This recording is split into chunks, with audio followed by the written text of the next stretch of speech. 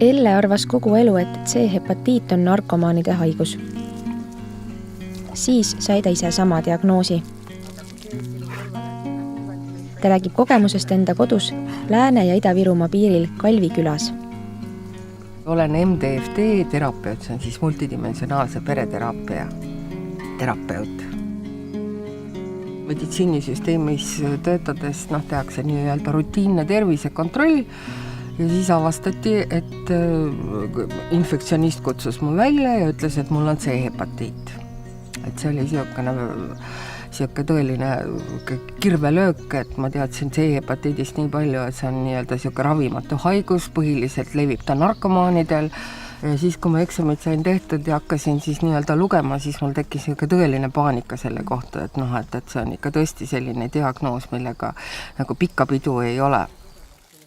Ma lugesin välja neid ravivõimalusi ja neid, mis siiamaani on tehtud, et ravitakse keemiaraviga ja see keemiaravi on nii palju hull, et soovitav on juba enne ravi alustamist hakata antidepressante võtma, sest selle ravil on väga palju kõrvaltoimed, aasta aega saad seda keemiaravi. Ellele tundus keemiaravi üsna lootusetu ka seetõttu, et selle abil paranemise võimalus on alla 50%. Veel enam, et abisaajate hulka kuuluda peaks ta olema ideaalse tervisega, sportlike eluviisidega, mitte ülekaaluline, väiksema maksakahjustusega ja alla 40-aastane. Ühesõnaga siuksed suhteliselt väga terved inimesed, et mina nagu kõikide nende näitajate poolest ei kuulunud nende õnnelike gruppi. Elle otsustas interneti abil alternatiive otsida.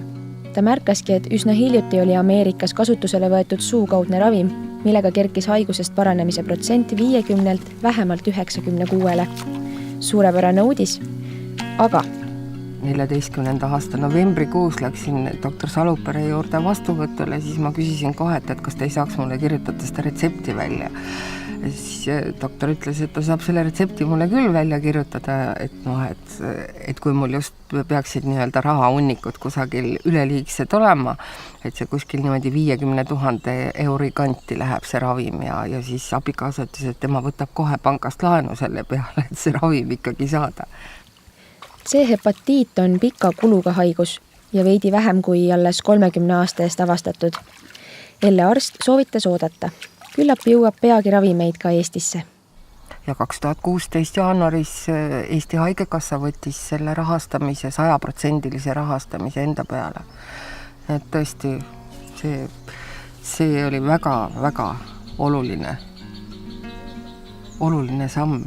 Ja selle raviga olen ma nüüd 25. novembrist eelmisest aastast olen vaid olen täiesti terve C-hepatiidist.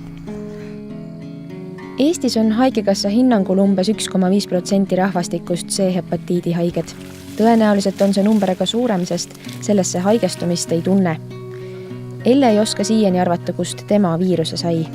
See tunduski kuidagi väga sürrealistlik tunne, et ma olen ju terve ja mulle öeldakse, et mul on tegelikult nii-öelda selline diagnoos, et millega peaks nagu vähemalt pärandi asjad korda tegema.